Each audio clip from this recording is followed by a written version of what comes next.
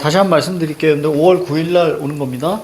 다음 주 쉬세요. 다음 주 쉬고, 다음 주 늦잠 좀 주무시고, 다음 주 아니면 뭐, 좀 시험, 뭐, 내신 또 그냥 다 뭐 때려치진 않았을 거 아니야. 그지? 몇 개 좀 보고 하셨으니까 좀 쉬시고, 꽃도 좀 보시고, 선생님 이맘때는 애들한테 얘기해. 제 수행들한테 그랬어. 딱 5월 달쯤에 딱 쉬는 날 하루 있으면 가서 꽃도 좀 보고 그래. 이렇게 얘기하거든요. 그래서 이럴 때 필요한 건 문과적 감성이에요. 좀 필요해요. 그래서 가서 좀 꽃도 좀 보시고, 이렇게 하시는 거 중요하니까, 이렇게 하시고, 자, 나중에 수능 완성이 나오면 선생님 사라고 할 겁니다. 수능 완성은 전체 선생님 다 풀어줄 겁니다. 알겠죠? 그래서 그렇게 할 거니까. 자, 자, 지난 시간에 얘기했듯이, 대성.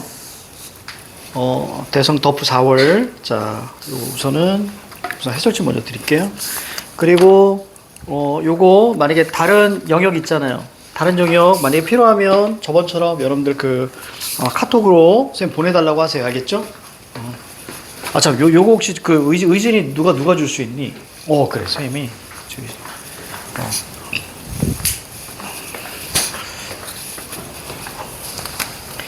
자, 요거 시험지입니다. 시험지 밑에다가 덮프 4월 다 EBS 연계예요. 그리고 지금 선생님한테 있는 게 저번에 줬던 한수 모의고사 1차와 종로 있어요. 종로 있으니까 다음에는 우리가 종로로 좀 들어가겠습니다.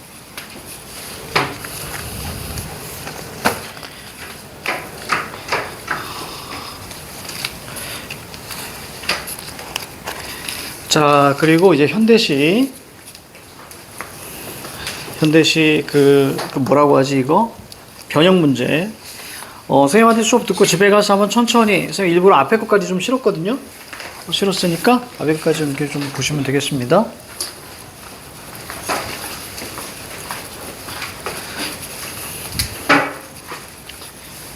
자, 오늘 할 우리 7강부터 11강까지 끝냅니다. 그렇죠? 현대시. 그 다음에 우리가 또 이제 실전 문제 또 현대시 또 봐야 되기 때문에 간략복합하고 지금 우리 계획대로 잘 나가고 있어요.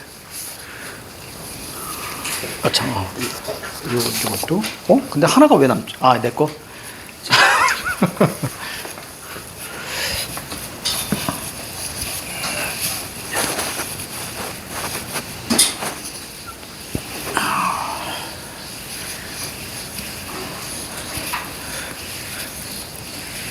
그리고 이제 영상으로 봐야 되는 친구들은 미리 먼저 다 풀어보시고, 알겠죠? 에벌런치 영역까지 미리 다 푸시고, 그 다음에 영상 봐야 돼. 그게 좀 깔끔할 거야. 아니면 뭐, 순서대로 가도 되고. 자, 갑니다. 자, 눈 오는 날. 자, 여기서부터 볼 거예요.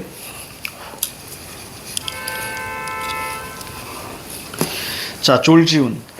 자, 졸지운에, 자, 우리 졸지 말고, 자, 졸지운에, 자, 눈 오는 날에, 자, 요거 한번 보도록 하겠습니다. 자, 이 작품은, 자, 어떤 삶의 값진 보람과 빛나는 자랑을 뒤로하고 무념이 쇠락해가며 비애를 느끼던 화자가 자연현상을 바라보며, 자, 밑줄쳐, 자연현상을 바라보며 마음의 위안과 안정을 찾아가는 과정. 그러니까 성찰이죠. 딱 봐도 성찰이라고 보셔도 되고, 고요히 눈이 내리고 쌓이는 공간의 분위기를 통해서 경건하고 차분한 시적 분위기를 연출하고, 자, 이러한 상황 속에서 비애와 절망에 빠지지 않고, 자, 밑줄 자신의 영혼을 지키며 포근함을 느끼는 화자의 정서가 드러나 있다. 갈게요. 주제 갑니다. 눈을 바라보며 느끼는 자모 평화로움. 그치, 이렇게. 근데 눈 내리는 거 보면 좋잖아, 그지? 좋지. 자, 갑니다. 검정 V표. 자, 흰 V표. 자, 색채 대비가 보일 거예요. 검정 수목 두루마기에 흰 동정 달아입고 창에 기대면, 자, 박넌출 상기남은 기울은 울타리 위로 장독대 위로 뭐가 내려? 눈이 내립니다. 자, 새하얀 V표 잡으시고. 지금까지 어떤 얘기? 눈 내리더라. 자, 그 얘기예요. 홀로 지니던, 자, 값진 보람과 빛나는 자랑을 모조리 불사르고. 그렇지. 그러니까 거기 보시면 자 보람세모 그 다음에 자랑세모 그렇지? 모조리 불사르고. 그래서 추상적 관념의 구체화라고 돼 있죠. 보람과 특히 자랑 자 이런 것들은 추상적 관념인데 이것을 불지른대. 그치? 우리가 마당에다 보통 이런 거 막 추억 같은 거 막 태우잖아. 그치? 그런 느낌 보시면 돼. 자 소스란 바람 속에 낙엽처럼 자 무념이 썩어가면 자 거기에 이제 허망함. 우리가 사실 우리가 낙엽은 늘 쓸쓸함을 나타내는 거예요. 알겠지? 낙엽은 늘 쓸쓸함이야 웬만하면. 그래서 썩어간다니까 낙엽은 부정 이렇게 우리가 보셔야 되는 거야. 썩어가는 거니까. 자 허망한 물결 잡아. 얘가 지금까지 뭐 느낀 거야? 이거 느낀 거야. 그치? 이렇게 생각하시면 되죠? 허망함을 느끼는 거야. 자, 이 허망함, 자, 시간과 공간 위에 내 동그라미 잡고요. 나 또 모두 느꼈어. 외로웠어. 그지? 외로웠어, 물결. 지금까지 얘는 뭐 느껴? 허망함과 외로움 느껴왔어. 자, 영혼 가까이. 자, 꽃다발처럼. 자, 꽃은 늘 뭐예요? 긍정이죠. 그죠? 꽃은 늘 긍정인 거예요. 그래서 우리가 이제 시어 반복이 있고요. 하얀. 자, 요거 부위표 잡고요. 시적 허용이죠. 그죠? 시적 허용. 하얀 눈발이 자 쌓이더라. 자 이제 마지막에 태도의 판단 내리시면 돼. 마음 이렇게 고요한 날은 자 아련히 들려오는 자 신라 천년의 풀필이 소리 같아. 청각적이고요. 소리 나오면 무조건 청각 이렇게 말씀드렸을 거예요. 소리, 노래, 휘파람 그죠? 이런 거 다 청각이야. 자 그래서 문제에서 늘 물어봐. 소리, 노래, 휘파람 나오면 청각적이니? 이렇게 늘 물어봐. 자, 비애로 인하여, 자, 비애 물결 잡아줘야죠. 지금까지 비애 느꼈어요. 내 혼이 야위기는, 자, 절망, 자, 요거 물결 잡으시고요. 그러니까 지금까지 얘가 느꼈던 건 뭐예요? 허망함, 외로움, 비애감, 절망이에요. 그쵸? 그래서 정서들 쭉 체크해 놓으라고 했던 거예요. 지금까지 마이너스였는데 갑자기 뭐예요? 포근하구나.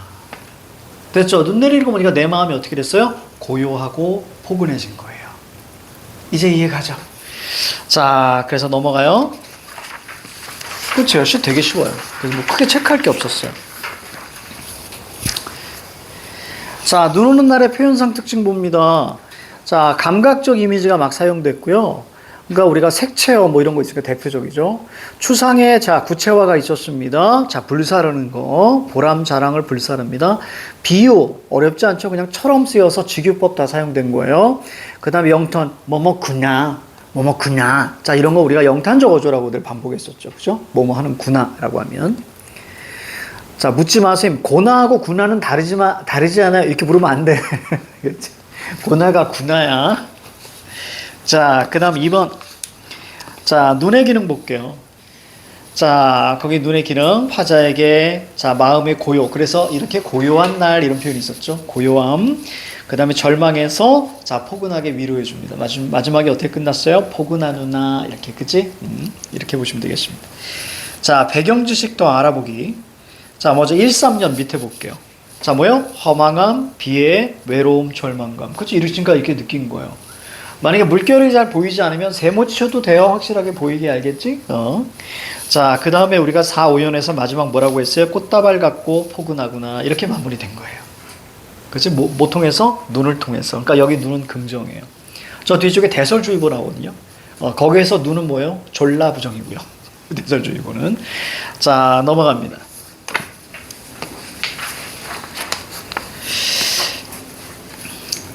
자, 유등재. 여러분들 이거 유등재 거기 유명할걸? 진중과 통영인가 거기 아마 유등재가 유명할 거야. 거기 보면 저기, 보통 가을에서 겨울 넘어갈 때에 우선 이렇게 막 만들어. 등으로 된 이런 거 막 만들고 나서, 막 지나가면서 보죠. 저기 가깝게는, 여기 예전에 여기 아인스월드 있었을 때, 여기에 가면은 막 빛으로 막 뭐 해놨잖아. 근데 그걸 이제 등으로 막 합니다. 그래서 거기 여러분들 겨울에 크리스마스 즈음 해가지고, 저기 진주 통영까지는 갈 수는 없잖아. 그지? 거기 말고 저기 청계천 있죠. 종로. 거기 가시면, 등으로 해가지고 거기다 다 이렇게 뭐 해놨어요. 그래서 작년 같은 경우는 뭐가 유명했냐면, 저희 포켓몬에서 잉어킹. 잉어킹을, 잉어킹 혹시 알아요? 그 포켓몬에서 그 잉어킹이라고 있는데 잉어 모양이거든요. 개를 등으로 다 만들어서 애들이 막 열광했던. 그래서 선생님 이제 곤이랑 가서 봤던 걸로 기억나요. 열광할 정도 아닙니다. 근데 아무튼 이제 그렇게 해놓고 그래서 등을 이렇게 뭐 종이배처럼 같이 해가지고 거기다 등을 놓고요. 거기다 소원 적어가지고 이렇게 해서 흘려 보내는 거예요. 유등재 이런 거 있었습니다. 자 볼게요. 우선 소원을 비는 거예요. 쉽게 말하면. 자 가자. 세상살이의 고통으로부터 벗어나고자 하는 화자의 소망을 유등재라는 의식을 활용해서 노래하고 있다. 이게 주제인 거죠. 세상살이의 고통으로부터 벗어나고 싶다. 자, 화자는 강이나 어둠 속에서 다시 들어오지 않을 등불을 흘려보내는 유등재를 보고 싶다는 소망을 반복적으로 언급하면서 삶에서 경험하게 되는 온갖 서름, 번민, 괴로움으로부터 벗어나고 싶은 마음을 드러내고 있다. 어둠과 대비되는 유등의 시각적 이미지를 활용해서 유등재의 모습을 제시하고 화자의 심리를 직접, 이게 좀 중요하겠죠? 직접적, 마치 예전에 창 내고 싶다. 그치? 내 가슴에 창문을 내고 싶다. 그래서 창문을 쭉 열거대고 있다가 많이 답답할 때면 여다져 볼까 하노라 라는 시조가 있었는데 거기도 이게 삶의 괴로움을 벗어나고자 하는 그치? 그런 소망들 아주 단순한 주제 그런 겁니다. 볼게요. 유등재를 한번 보고 싶다 소망. 저 저문 강가로 나가서 어둡다 이미지가 보이죠. 머나먼 행렬을 이루면서 밝은 연등 불빛 흘러가는 그 조용한 눈물의 제의를 보고 싶다라고 되어 있어요. 나도 함께 따라갈 수 있다면 얼마나 좋을까 서리법이고요. 이런 게 다 영탄이죠. 세상의 온갖 서름, 그러니까 얘가 느끼고 있는 정서 뭐예요? 서름이에요. 푼몸이 두둥실, 물 위에 떠서 한 줌씩 불빛 던지며 어둠을 헤치고 흘러가면 나는 암담했고요. 서름을 느껴왔어요. 마침내 그 닿을 곳이 돌아오지 못하는 하늘이어도 나는 좋다고 하니까 불교의 하늘 동그라미 친 거예요. 길가엔 깨끗이 옷을 차려입은 사람들이 있고요. 멀어져 가는 점점의 등불을 바라보며 차마 돌아서지 못하는 발걸음, 그 서 있었던 자리에 묶여서 간절히 소망하노니 부디 저 길이 극락이었으면 좋겠습니다. 극락지향, 그러니까 서름과 어둠이 없는 곳. 됐죠? 유등재 한번 보고 싶다. 예전에 요거 있잖아. 요거 갑자기 생각났어. 오, 대박. 갑자기 생각났어. 여기 이 시가 예전에 한번 여기 수특이 한 번도 있었거든요. 수년 전에 내 기억에. 근데 재수생한 애가 온 거야. 꽤 오래전에 있을 때 얘가 딱 오더니 선생님 이 유등재가 작가예요? 지금 내가 처음에 이해를 못 해가지고 뭐라고? 뭐? 그랬더니 유등재 얘 사람 이름 아니에요? 어떤 느낌인지 알지? 그래서 선생님이 완전 빵 터졌거든. 그 놈이 이런 거였어. 이게 없어가지고 예전에 여러분 개콘에서 이런 캐릭터가 있었어. 나는 관대하다. 이 캐릭터가 있었거든. 혹시 여러분 기억나는지 모르겠는데 아주 옛날이거든요. 나는 관대하다. 그러니까 우리가 이제 품성에서 관대하다, 인성. 근데 얘가 거기 그 개그맨 있잖아. 나는 관대하다. 걔 이름이 관대한 줄 알았대. 걔 이름이 그러니까 이게 너무 웃겼어. 선생님 이게 유등재가 누구예요? 그래서 그렇습니다. 그래서 유등재에 대한 그리움인가요? 막 이랬던 기억납니다. 유등재를 한번 보고 싶다. 해가 저문 강가로 나아가 수천 수만 개의 연꽃 등불 밤하늘 별빛인 것처럼 물 위에 떠서 그렇지? 아득히 행렬을 이루면서 어둠 속으로 흘러가는 그 눈물 글썽이는 축복의 제의. 거기 보세요. 눈물 글썽이는 축복의 제의. 제의라는 것은 여러분들 제사의식이잖아요. 그렇지? 근데 축복 얘기 나오잖아요. 그러니까 이걸 역설법 이렇게 한 거예요. 그래서 나는 보고 싶다 이렇게 나와 있어요. 그래서 이거 수미상관입니다. 그럼 아이들이 물어요. 선생님 첫 번째하고 마지막 연이 다르지 않아요? 그치? 근데 수미상관이에요. 수미상관의 개념은 첫 번째 것과 마지막을 봤을 때 유사한 문장, 유사한 구절만 있으면 수미상관이에요. 알겠지? 지금 저기 보시면 첫 번째 연에 우리가 두 번째, 마지막 연에 두 번째, 이게 거의 같죠? 그렇지? 그럼 수미상관이 맞는 거예요. 알겠죠? 완벽하게 다 똑같거나 완벽하게 유사할 필요는 없습니다. 그 구절이 쓰이면 수미상관이에요. 자, 그래서 넘어갑니다.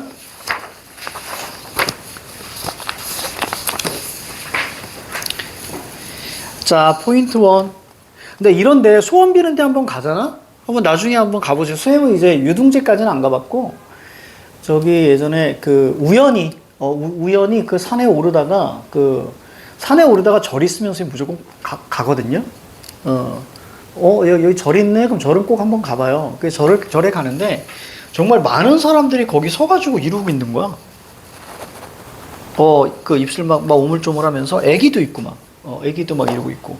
근데 그 모습을 보고 있으면 되게 평화로워요. 진짜 평화로워요. 그래서 되게 평화롭고, 그러면 저렇게 한다는 것 자체는 저 사람들 되게 힘들게 살아왔구나라는 생각이 들어요. 그러니까 행복하면 뭔가를 빌지 않잖아요. 행복하지 않고 불안하니까 비는 거거든요.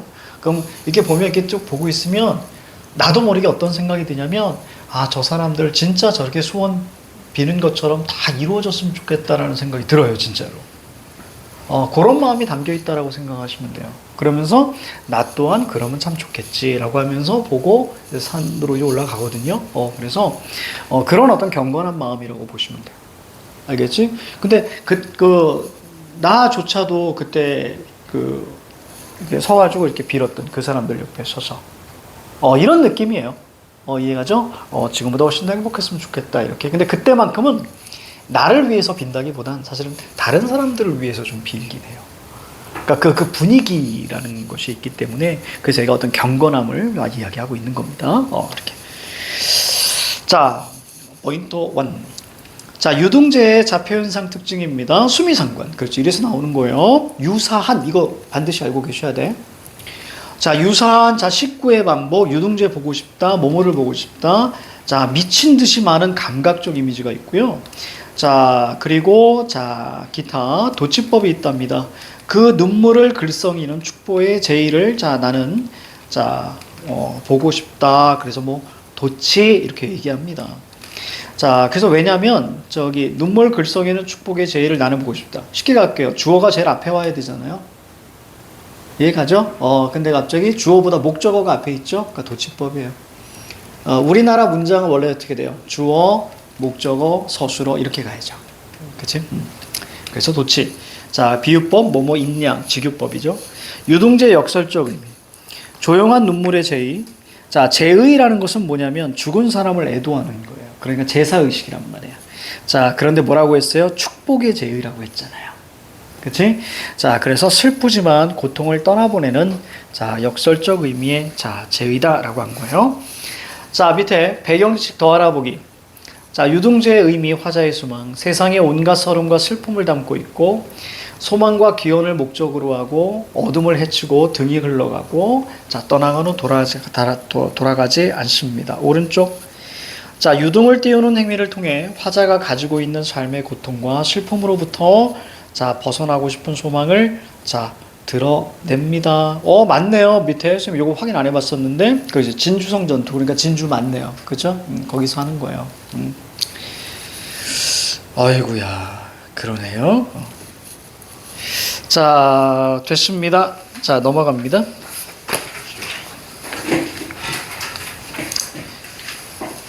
자, 신동집의 포스터 속의 비둘기. 요거 볼게요. 맞네. 난 개인적으로, EBS 정말, 진짜, 없앴으면 좋겠습니다. EBS 자체가 없었으면 좋겠고, 이거 교과서도 다 통일시켰으면 좋겠습니다. 이걸 왜 나눠놔가지고, 그래서 학교에서 배운 걸 그대로 좀 냈으면 좋겠어요. 정말 미쳐버리겠어. 애들 이것 때문에 힘든 거 아니야. 제발 좀 배운 데서 냈으면 좋겠어. EBS. 고3의 교과서는 EBS 아니야. 이게 뭐 하는 거야. 또 물자들 아깝게. 정말 이 말 같지도 않은 이 상황들 진짜. 그러니까 이런 교육 이런 걸 짜는 놈들이 여러분들 관료들이라 그래. 다시 말하면 교단에 서보지 않고 이해 가죠? 그냥 이론으로만 그냥 한 애들. 정말 나 같은 사람이 저기 교육부에 들어가야 되는데 나 같은 사람이 들어가서 난 뻔하지 뭐 수행평가 없앱시다. 중간고사 없앱시다. 깔끔하게 그지 깔끔하게 없애고 교과서 통일시킵시다. EBS 없앱시다 제발 연계. 그렇지? 이렇게 하고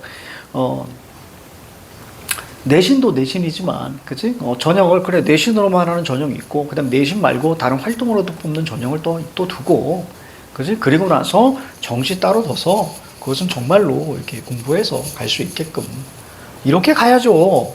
깔끔하게 좀 갔으면 좋겠는데 이게 뭐 하는 거야? 애들 내신 때문에 힘들고 그치? 논술 전형 제발 좀 없애고 학교에서 가르치지도 않는데 무슨 논술 전형을 봐. 왜 애들 더 힘들지? 논술 전형이 있으니까 저기 뭐하러 가야 돼? 또 논술 배우러 가야 하는 거냐? 학원으로. 애들 너무 힘들지. 정말 마음에 안 들어. 자꾸 지금 저기 막 전화 오거든요. 저 교육감 누구 뽑으라고. 그냥 욕을 막 해주고. 정말. 자, 아무튼 그렇습니다. 자. 그래요. 자, 감상 포인트. 자, 이 작품은 비둘기가 인쇄된 포스터에서 연상한 내용을 바탕으로 현대인의 삶을 그려내고 있다. 자, 느낌 잡아봐. 얘들아, 느낌 잡아봐. 포스터 속에 비둘기야. 얘들아, 새는 늘 긍정이지. 새는 늘 긍정이야. 그치? 근데 얘가 포스터 속에 있어. 그러면 갇혀 있는 거야. 그치? 이해 갑니까? 갇혀 있는 거야. 그러니까 우리가 자유상실. 이렇게 볼 수 있겠지? 또 하나 더 하자. 포스터는 어때? 똑같이 계속 찍어낼 수 있지. 그러면 똑같이 계속 찍어낸다는 우선 포스터라는 것은 현대를 나타내는 거잖아. 과거에는 포스터가 아니잖아. 그지? 그러니까 비둘기는 현대인이야. 비둘기를 현대인으로 나타내는 걸 꽤 많아. 뭐 성북동 비둘기도 있고 여러 가지. 맞죠? 그럼 포스터라는 것은 뭐냐면 여기에 비둘기가 인쇄되어 있으니까 자유의 상징이 포스터 속에 갇혔어. 그리고 또 하나 이건 똑같은 거 계속 찍어낼 수 있잖아. 그럼 똑같은 걸 바로 현대에서 뭐라 그래? 현대의 부조리. 똑같아. 힌트 줄게. 이게 힌트야. 획일성. 이해가죠? 그렇게 나올 수밖에 없는 거예요.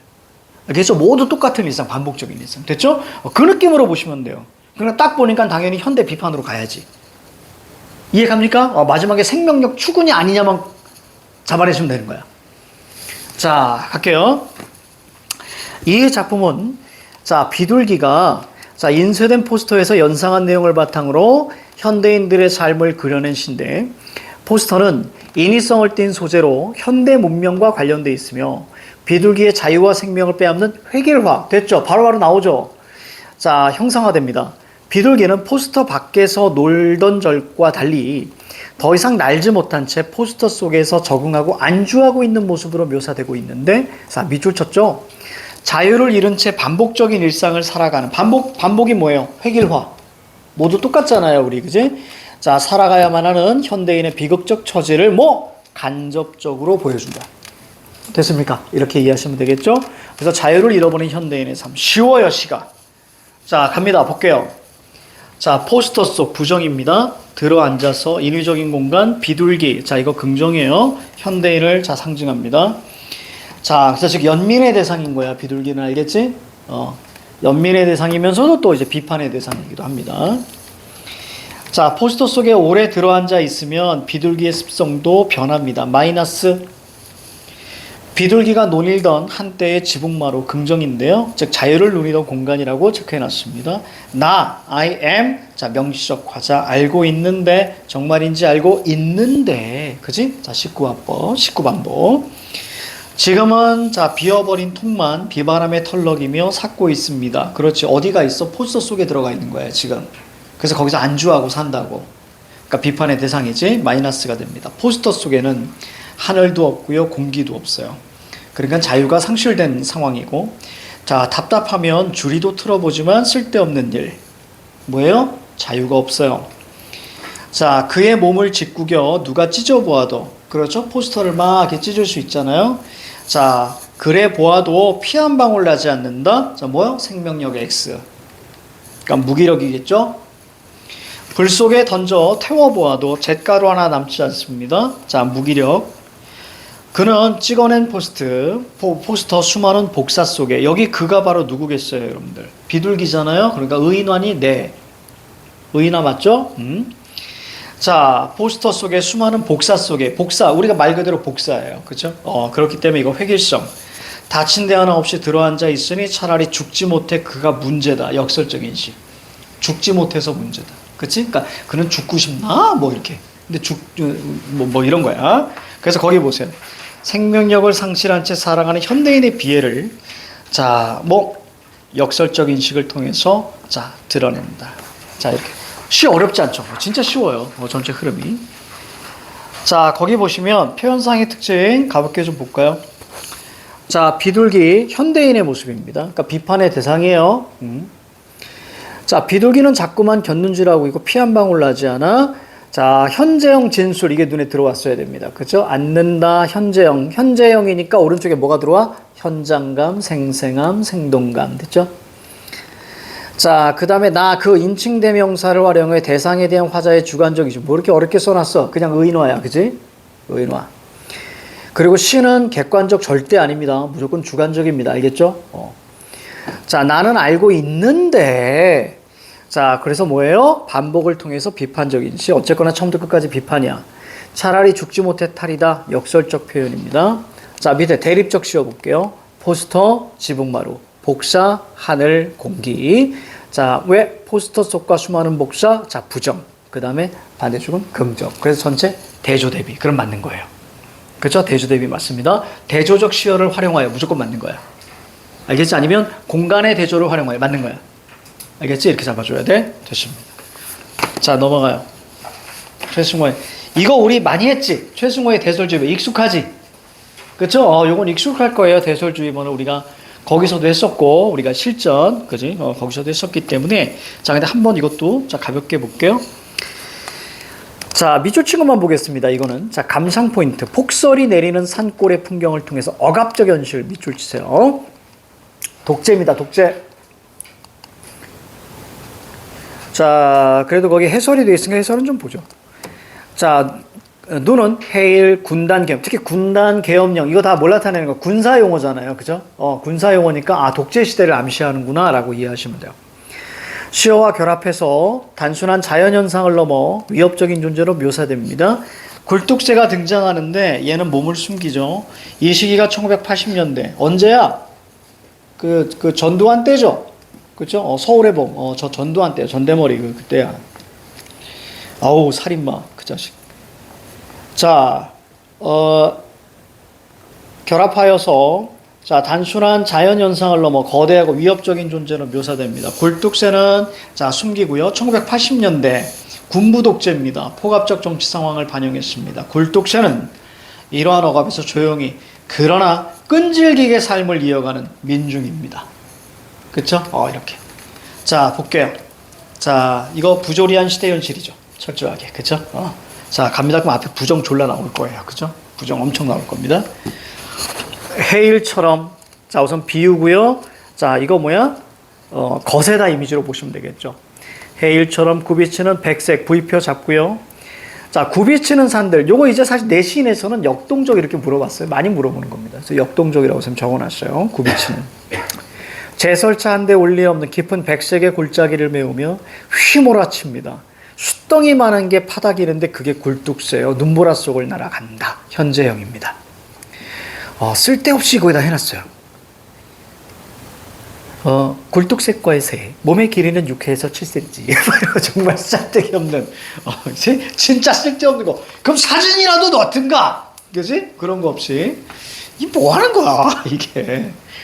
EBS 마음에 안 드네. 거기 보니까 뭐, 진한 갈색에 검은 갈색의 가로 무늬가 있든 없든 나랑 무슨 상관이야. 그치? 이거하고. 그래요. 넘어갑니다. 길 잃은 등산객. 선생님이 그 화가 이렇게 내는 이유는 성질이 모나서가 아니라 여러분들 힘들게 하니까 안타까워서 그러는 거예요. 이런 것도 여러분 힘들게 하니까. 자, 가자.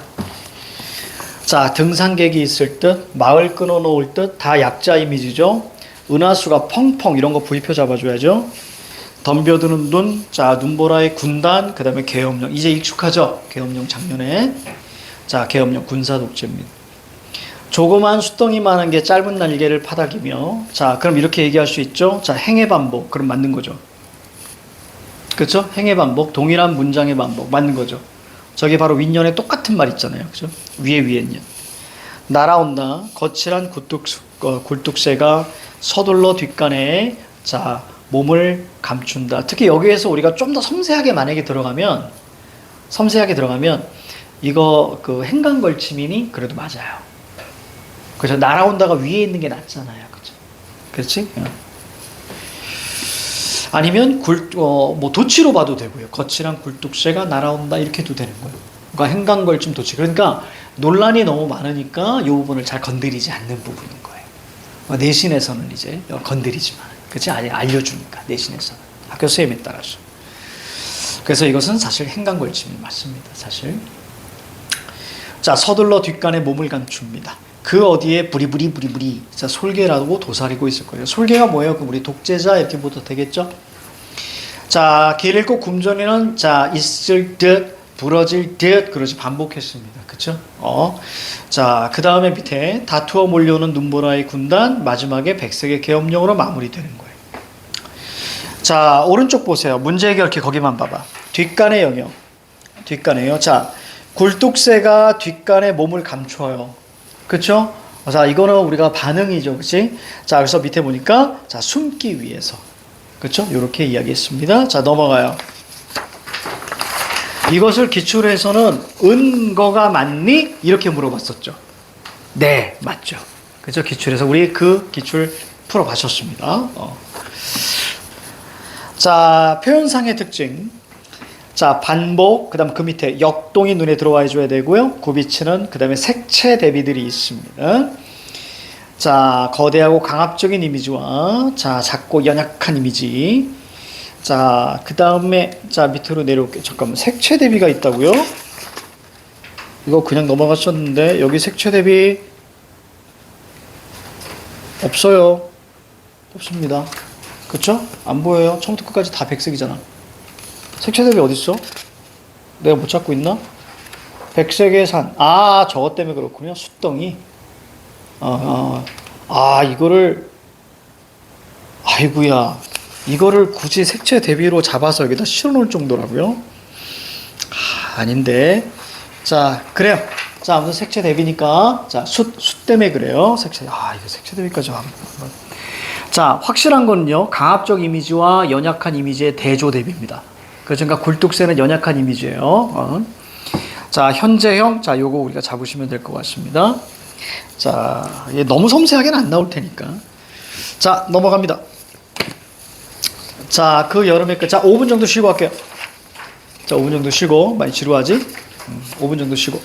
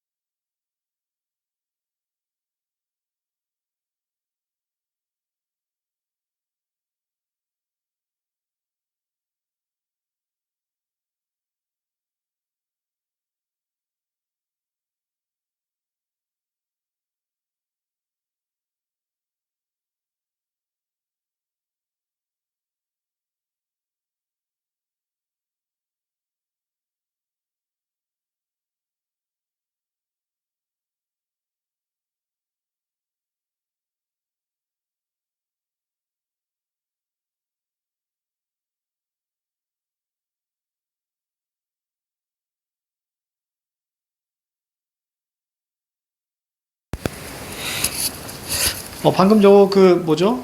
선생님 오늘 준 거 모의고사 해설지를 봤는데 좋아. 그러니까 뭐가 좋냐면 특정 지문이 있으면 예를 들어서 만약에 기술 지문이잖아요. 그럼 EBS 수능특강 172쪽 연계 이렇게 돼 있어. 해설지 자체. 그러니까 그러면 여러분들 풀어 보시고 반드시 거기 172쪽 찾아가서 그렇죠? 채점 다 하고 다 하고 나서 꼭 한번 보시고 마무리 하셔야 된다. 알겠지? 해설지가 되게 좋으니까 그렇게 해서 하시고 어쨌거나 그래야 사실 모의고사 질은요. 사실은 그 적중률이거든요. 그래서 정말 섬세하게 고민하고 해서 내요. 그러니까 모의고사에서 반복적으로 이렇게 이르짚는 건 중요한 지문이라는 얘기예요. 알겠지? 그래서 EBS 연계 있으면 반드시 꼭 한번 같이 보시라. 해설지가 좋네. 덮으는 무조건 가져와야겠다. 자, 됐습니다. 자, 이성복의 그 여름의 끝이에요. 조금 속도를 내볼게요. 자, 두 번째 줄. 나머지 여러분들이 한번 쭉 읽어보시면 될 것 같아. 자, 백일홍과 화자는 고통을 겪으면서도 절망을 극복하는 강인한 의지. 그렇죠? 그냥 꽃이잖아. 그죠? 꽃이면 무조건 생명력인 거야. 자, 가죠. 그 여름나무 백일홍은 무사했습니다. 폭풍에도 쓰러지지 않았어요. 생명력 의지. 쏟아지는 우박처럼 붉은 꽃들을 매달았어요. 붉은 색채의 의지, 생명력. 그 여름 나는 폭풍의 한가운데 누구랑 똑같아? 백일홍과 똑같아. 그지? 나도 폭풍의 한가운데 있었어요. 그래서 유축. 그렇죠? 상황이 같죠? 그 여름 나는 나의 절망은 붉은 꽃들을 매달았지만 됐죠? 절망은 붉은 꽃이야. 이렇게 얘기한 거예요. 됐죠? 절망은 붉은 꽃이야. 그러니까 여기서 붉은 꽃은 부정인 거예요. 이해가지? 매달았지만 여러 차례 폭풍 후에도 쓰러지지 않았습니다. 무슨 얘기예요? 난 절망이 생명력이 있는 그렇지. 그러니까 절망이 생명력이 있으니까 절망이 지금까지도 지속됐다. 그죠? 이렇게 이해하시면 돼요. 넘어지면 매달리고 타올라 불을 뿜는 나무 백일홍 억센 꽃들이 두어평 좁은 마당을 피로 덮을 때에, 즉 생명력으로 가득 찰 때에 장난처럼 나의 절망은 끝났습니다 라고 해서 결국 뭐예요? 절망을 극복했습니다. 백일홍을 보면서 절망을 극복했어요. 이렇게 보시면 되겠죠. 우리가 김광섭의 생애 감각이라는 시에 보면 마지막에 무너지는 강둑에 홀로 서 있었다. 그때 한 무더기에 뭘 봐요? 채송화들을 보죠. 그치? 그러면서 생애 감각을 가졌다. 이런 시가 있습니다. 마치 꽃을 보면서 어떤 삶의 의지를 다지는 부분입니다. 그래서 밑에 표현상의 특징. 자연물과 유사성, 이거 뭐라고요? 유추라고요. 그리고 반어. 이 반어가 어디 나와 있냐면 마지막 년 오른쪽 제일 끝에. 장난처럼 절망을 끝났습니다. 그치? 이게 바로 이제 가볍게 여기는 거죠. 근데 사실은 되게 무거웠겠죠. 절망을 끝내기에는. 그치? 되게 힘들었을 텐데. 그래서 반어적 표현입니다. 그리고 의인화. 비유적 표현, 색채어 색채 이미지, 경어체. 우리가 마지막 종결 어미가 높임법으로 끝나면 무조건 경어체. 이런 거는 선지로 꼭 나올 가능성이 높아요. 유사성만 보고 넘어갑니다. 그 여름의 끝인데요. 대상. 백일홍. 백일홍은 생명력이 있습니다. 붉은 꽃들을 피워냈어요. 근데 화자는 뭐예요? 쓰러지지 않았고, 하지만 절망의 상황이 지속됐습니다. 왜? 절망이 붉은 꽃들을 매달았다라고 했잖아요. 그죠? 계속 절망이 있었어. 그 여름의 끝에 가서 백일홍의 낙화 쫙 있었을 때 비로소 난 절망이 끝났습니다. 이렇게. 됐죠? 그러니까 백일홍 그 붉은 꽃잎이 진 거잖아요. 잘 보셔야 돼요. 그 붉은 꽃이 마당에서 진 거죠. 그러니까 붉은 꽃이 떨어진 거죠. 나의 절망이 뭐였어요? 붉은 꽃이었죠. 그럼 이게 떨어진 거죠. 그러니까 절망은 끝났습니다. 그지? 요 유사성인 거죠? 그지? 이렇게 이해하시면 돼요. 넘어갑니다. 2연만 볼게요. 2연만. 배꼽 페이지 2연만. 화자의 절망을 비유적으로 드러냈습니다. 붉은 꽃. 그래서 폭풍에도 쓰러지지 않는 붉은 꽃을 통해서 자, 시련과 절망의 상황이 지속됐고 그 여름의 끝에서 꽃에 붉은 꽃들이 떨어지니까 내 절망의 붉은 꽃도 떨어진 거예요. 그래서 절망이 끝났어요. 이렇게 이해하시면 편하겠죠?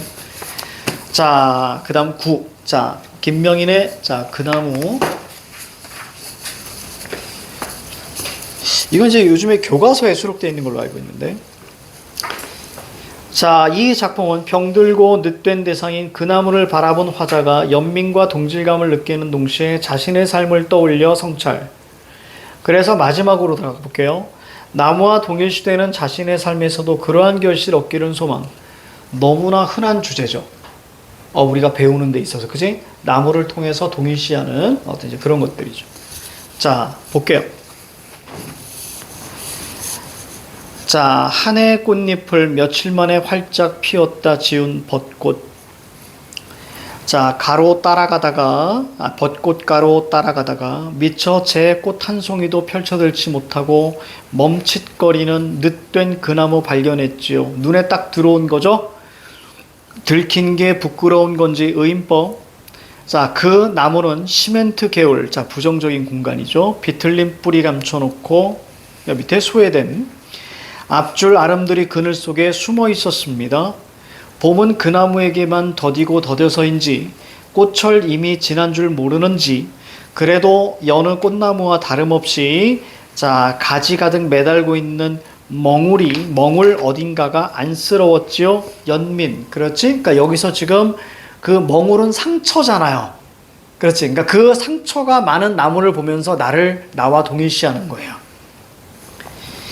자, 안쓰러웠다 연민. 그 늑된 나무가 비로소 밝혀드는 자, 꽃불 성화. 환하게 타오를 것이기 때문에 나도 그렇지. 이미 길이 끝난 줄 까마득하게 잊어버리고 한참이나 거기 멈춰서 있었어요. 성찰 동일시. 산에서 내려 2달거리나 자, 제자리를 찾지 못해서 헤매고 다녔던 저 난만한 봄길 어디. 자, 늦가기 깨달음 함께 얻으려고 한나절 나도 병든 그 나무 곁에서 서성거렸어요. 동질감. 이 봄 가기 전에 저 나무도 푸릇한 잎새 매달까요? 무슨 얘기죠? 소망. 매달았으면 좋겠다. 그렇지? 자, 무거운 청록 보입혀졌죠. 여름도 지치고 말면 불타는 소신공양 틈새 가난한 소지. 이게 좀 어려울 수 있는데요. 소신공양이라는 것은 뭐냐면 자, 어떤 자기 몸을 태워서 바치는 것 이렇게 되어 있잖아요. 그럼 나무에 있어서의 어떤 소신공양은 단풍이에요. 이해가죠? 어떤 이게 그 단풍이 빨갛잖아요. 그죠? 이제 그런 거. 그래서 가난한 자, 소지라고 되어 있습니다. 밑에 뭐라고 써 있어요? 단풍이든 나뭇잎을 비유한다.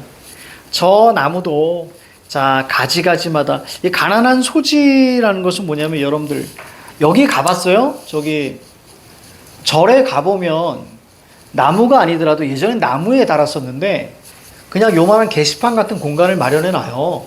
그러면 거기에 글을 써가지고 책갈피 같은 요 조그만 거기다가 그 소지가 그 지가 바로 뭐냐면 종이야. 종이지자야. 그래서 소지, 소망을 담은 종이 이런 뜻이야. 그래서 거기에 이렇게 써가지고 이렇게 막 써놓고 거기 봤어요? 본 적 없어요? 되게 많은데. 그래서 뭐 이런 게시판 같은 데 있어. 그래서 막 이렇게 돼 있어요. 그래서 여기 보면 종이 엄청 달려 있어요. 이렇게 종이. 이게 매달아서 달아놓은 거야. 이게 종이. 막 종이 엄청 달아져 있습니다. 이런 게 있어요. 특히, 다른 데는 못 가고, 일본에 가면 절마다 있어요. 그러니까 그 절이라기보다는 거기 신사죠, 신사. 그래서 거기 무조건 소원 비는 곳이에요. 그래서 다 일본어. 다 일본어 사이에 고니야. 우리는 대한민국에 왔으니 우리는 한글로 하자. 그럼 거기다가 이제 소망을 쓰죠.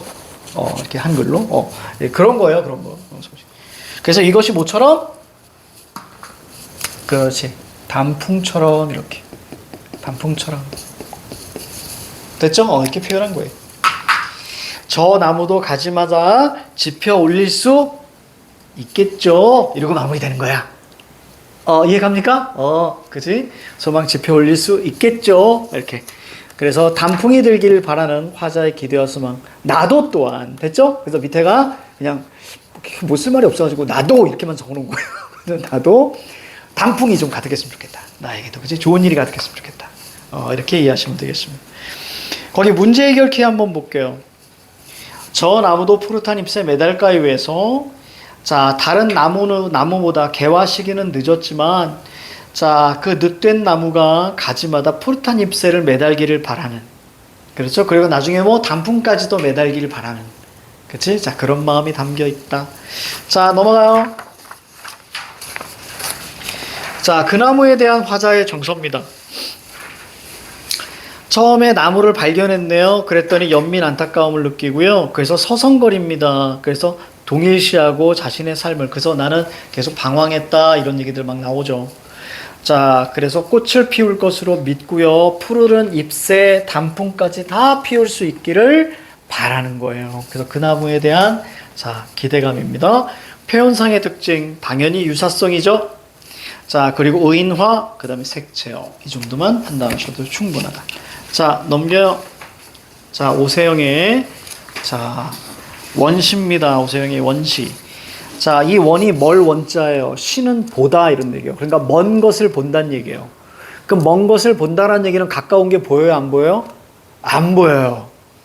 그렇죠. 이런 걸 뭐라 그래요? 노안이라고 하는 거예요.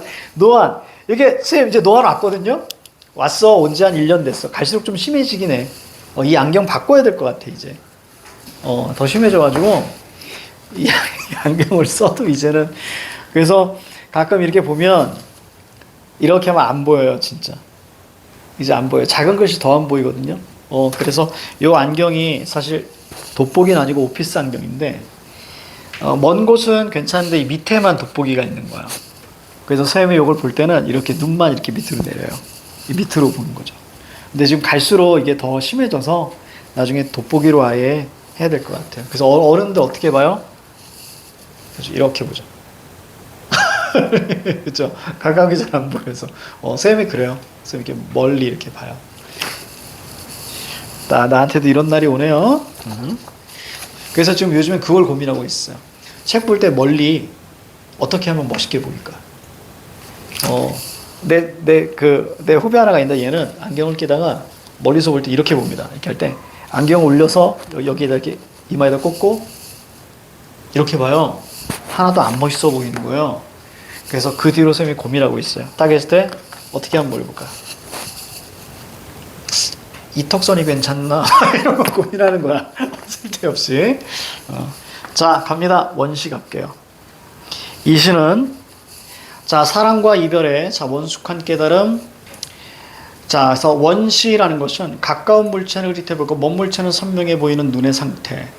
자 그래서 밑에 줄 자 시간의 흐름 속에서 원숙해지는 화자의 내면적 성숙을 자 보여주는 곳이다 이렇게 나와 있습니다. 이게 조금 어려울 수 있어요. 이 시 자체가 그러니까 어떻게 잘 한번 따라와 봐요. 자 볼게요. 멀리 있는 것은 아름답다. 멀리 있는 것을 긍정했어요. 자 무지개, 별, 꽃 이런 거 다 아름다워 보인다. 자 이런 얘기죠.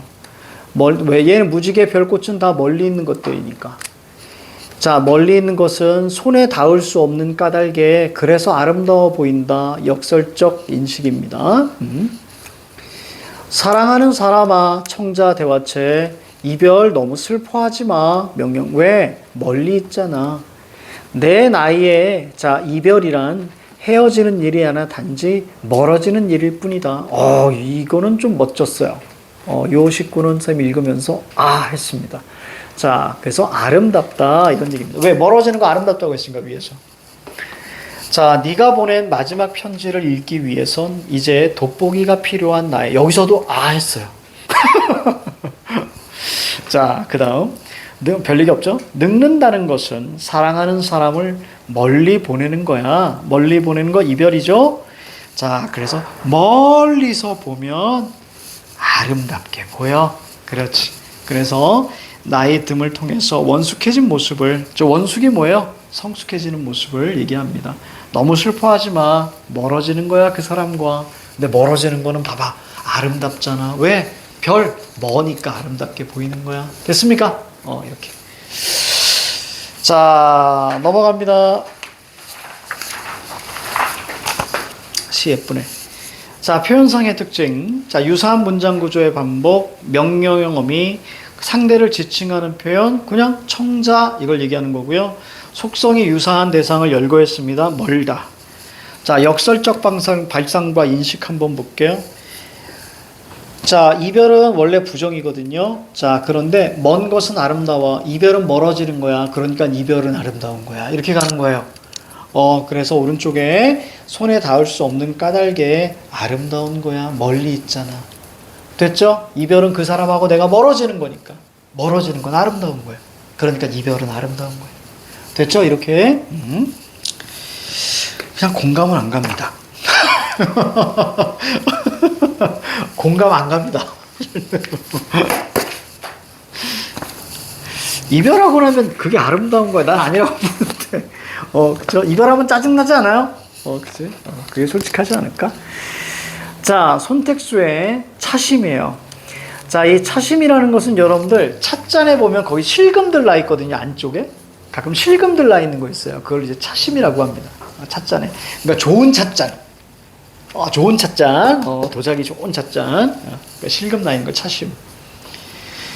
자, 거기 두 번째 거 볼게요. 그러니까 차심이니까 어떤 실금이 나여 있으니까 그걸 우리 상처라고 봐도 되겠죠. 그죠? 자, 상처와 고통 속에서 서로 성숙하고 단단한 관계로 발전하는 인간관계를 자, 소망합니다. 볼게요. 차심이라는 말 있지. 그치? 있지. 자, 구어체고요. 찻잔을 닦지 않아서 물 있긴가? 해서 봤더니 아니네. 차심이었네. 이런 얘기예요. 그래서 차심으로 찻잔을 길들이는 거라 했지. 가마 속에서 흙과 유약이 다툴 때에 그 그릇에 잔금이 생겨요. 그러니까 이 잔금은 시련, 아픔 이렇게 보시면 되는 거예요. 그렇죠? 내 몸에 기스가 나는 거예요. 쉽게 말하면. 그치? 나에게 마음의 기스. 그러면 이제 그 찻잔의 기스. 그러니까 그 기스니까 바로 이제 시련. 뜨거운 찬물에, 뜨거운 이런 거 다 감각적이에요. 뜨거운 찬물이, 찻물이 금속을 파고 들어가. 여기 금 띄어져 있습니다. 알겠죠? 금 띄어져 있는 거예요. 말 그대로 실금. 골드 아니고요. 금속을 파고 들어가서 그릇색이 점점 바뀌는 겁니다. 차심 박힌 그릇의 금은 병균도 막아주고요. 그릇을 단단하게 조여준대요. 자, 불가마 속의 고통을 다스리는 차심. 그게 차의 마음이라는 말처럼 들렸지. 자, 수백 년 동안 대를 이은 잔에선 차심만 우려도 차 맛이 난다는데 갈라진 너와 나의 사이에서도 잔금이죠.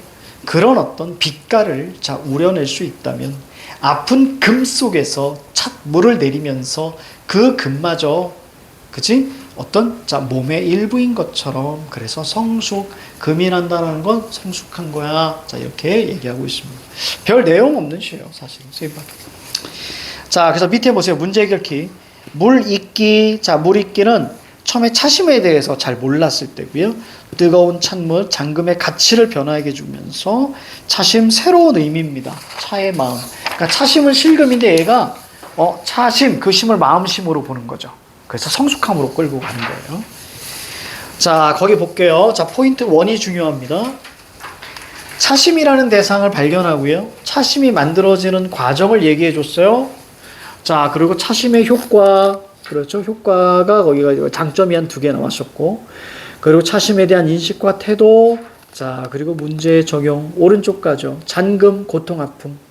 찬물, 차심의 빛깔이에요. 치유. 그래서 차심, 금마저 몸의 일부가 된다. 이게 바로 성숙. 우리 이런 거 하지 않았냐? 저기 예전에 성찰시에서 제일 많은 게 고통과 시련을 어떻게 한다고? 수용. 그렇죠? 수용하면 뭐야? 영혼의 성숙이나 극복이지. 맞아요? 그러니까 여기 마지막에 금마저. 그 금이 뭐였습니까? 고통, 아픔이라 그랬잖아. 이것마저 그대로 수용하니까 당연히 성숙. 알겠습니까? 계속 반복돼서 나오는 거예요. 이런 것들이. 잊으면 안 돼. 자, 이제 11강 갑니다.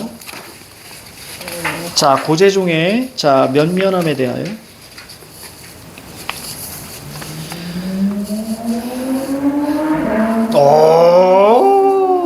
이야, 이게 정말 우리나라에서 우리나라 무조건 시속 50이거든요. 또 여기 근처는 뭐야? 초등학교, 중학교가 있어서 무조건 30이거든요. 야, 저거 뭡니까? 저건 뭐예요? 그래요? 독일 가지. 근데 저런 애들은요, 거기 가봐야 압니다. 여기 베트남 가봤어요, 베트남? 폭주족이나 그런 애들은요, 베트남 가봐야, 내가 진짜 운전을 잘하는 게 아니었구나라고 느껴요.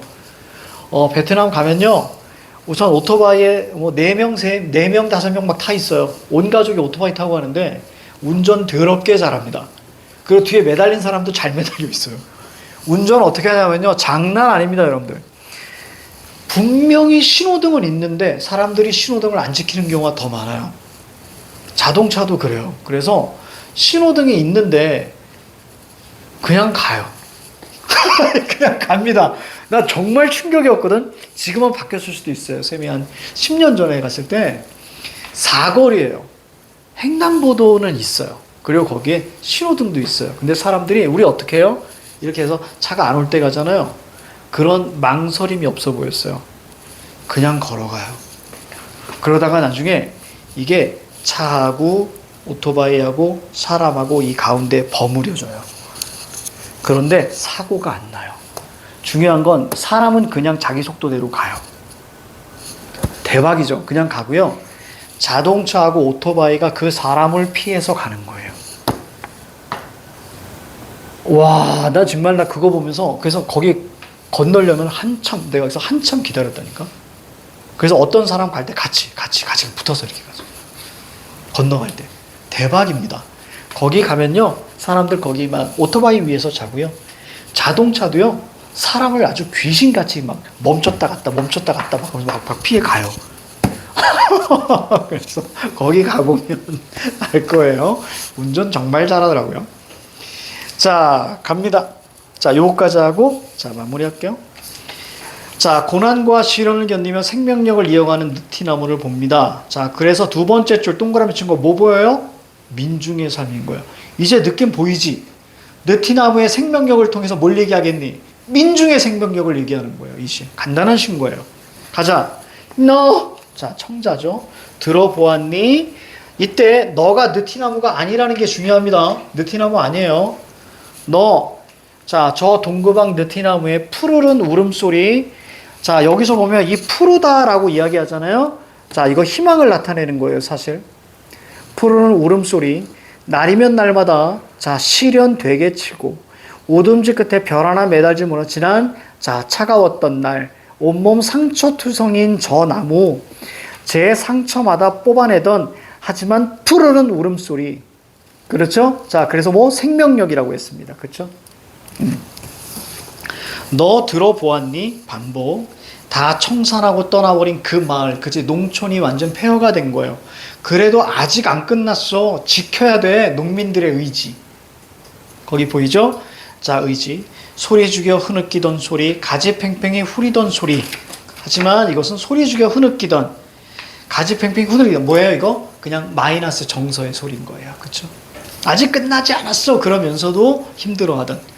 오늘은 그 푸르는 울음 모두 이파리에 내주어서 저렇게 생생한 자 초록의 빛 저렇게 생생히 내뿜는데 오른쪽 생명력 희망 앞들에서 모를 내다가 허리 펴는 사람들 그치 농부들의 희망 왜 저나무 한자씩 쳐다보겠니 저거 보고 희망을 얻는 거지 이러고 마무리 됐죠 이해가죠 그래서 왜 둥둥둥둥 울려나겠니 라고 해서 음성 상징어 오른쪽 의지가 눈에 보이면 됩니다.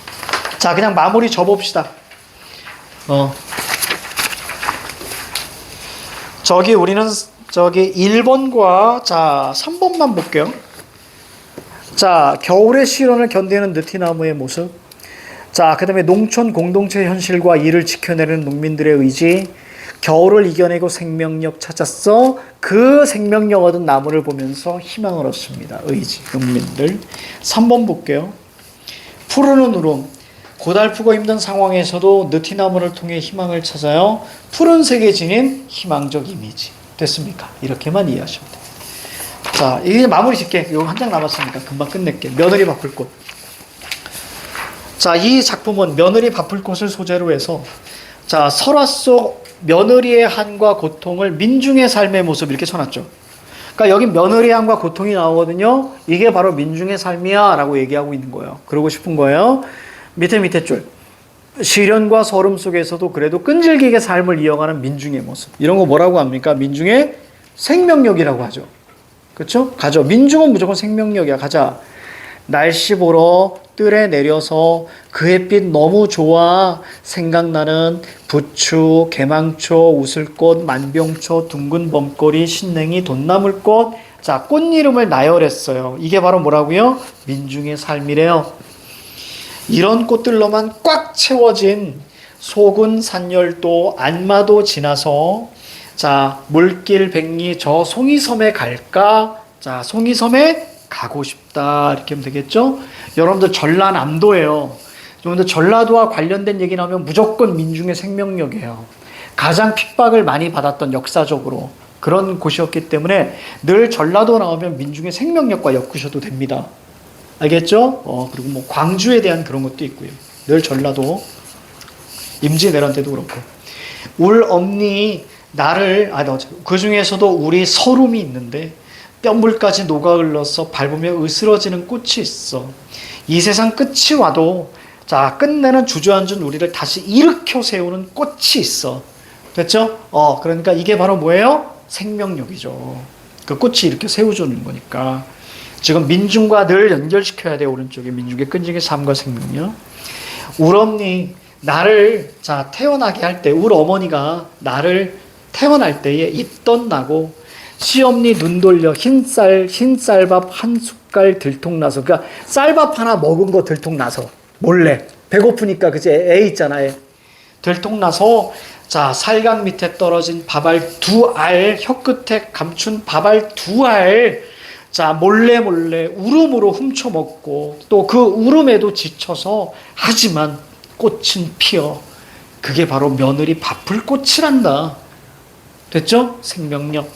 햇빛 기진맥진하면 혀 빼물고 자 이거 사투리예요. 그래도 그 바위섬 그늘에 피었느니라 뭐가 며느리 바쁠 꽃이. 됐죠? 민중의 생명력. 이 정도만 파악하시면 되는 거예요. 이 시는. 자 넘어가요. 자 1 정도 하고 마무리할게요. 풀꽃들과 여러 섬의 이름을 쭉 나열합니다. 그래서 민중의 삶과 터전이고요. 자 그리고 오른쪽 갈게요. 며느리 바쁠 곳에 전해 내려오는 설화 속의 며느리의 삶을 떠올리면서 민중의 삶이 그만큼 힘들었다라는 얘기예요. 자 그리고 3년에 보니까 결국 뭐죠? 민중의 삶에 대한 애환. 자 이 정도 마무리하고요. 그 밑에 2의 오른쪽 네모칸 한번 보세요. 2의 오른쪽 네모칸.